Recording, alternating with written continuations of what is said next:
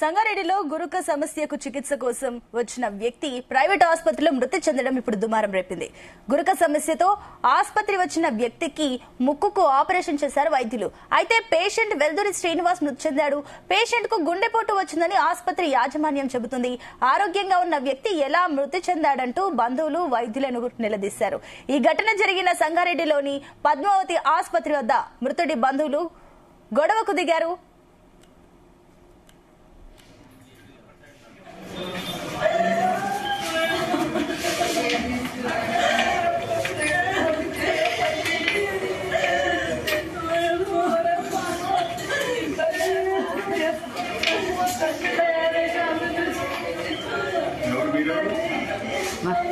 నేను TV camera పెట్టండి.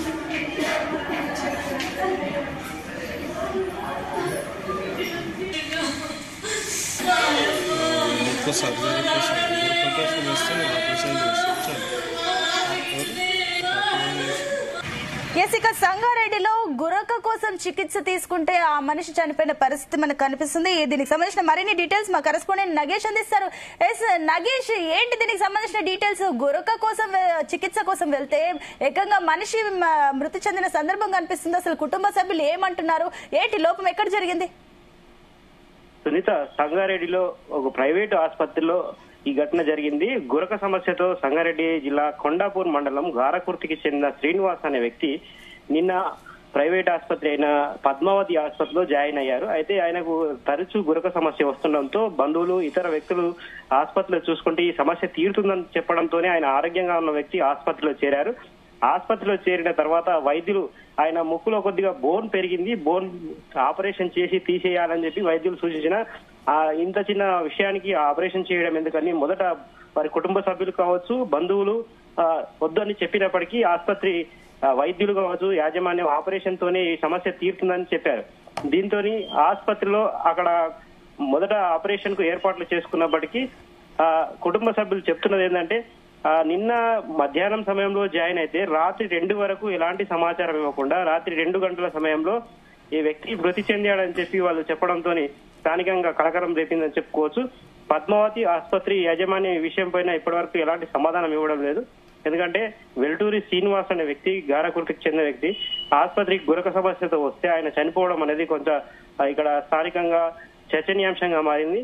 ఎవరైతే ఈ శ్రీనివాస్ సంబంధించిన కుటుంబీకులు చెప్తున్నది ఏంటంటే చిన్న ఆరోగ్యంగా ఉన్న వ్యక్తిని ఆసుపత్రిలో చేరిస్తే తమకు మృతదేహాన్ని అప్పచెప్పారని చెప్పి వాళ్ళు ఆరోపిస్తున్న పరిస్థితి అయితే ఉంది. ఇక్కడ పోలీసులు కూడా వచ్చి కొంత పరిస్థితిని అయితే కొంత అదుపు చేసే ప్రయత్నం అయితే చేస్తున్నారు. అయితే ఆసుపత్రి యాజమాన్యం ఇంతవరకు ఎలాంటి స్పందన లేదు. ఎవరైతే ఈ ఆసుపత్రి యాజమాన్యం ఉంటారో వారితో మాట్లాడే ప్రయత్నం చేసినప్పటికీ వాళ్ళు కూడా స్పందించలేదు. కుటుంబ సభ్యులు వాదన ఒకటే, ఆరోగ్యంగా ఉన్న వ్యక్తిని ఆసుపత్రి పాలు చేసి మృతి చెంది చనిపోయే విధంగా చేసిన ఈ యాజమాన్యం పైన కఠిన చర్యలు తీసుకోవాలని చెప్పి వాళ్ళు డిమాండ్ చేసిన పరిస్థితి ఉంది.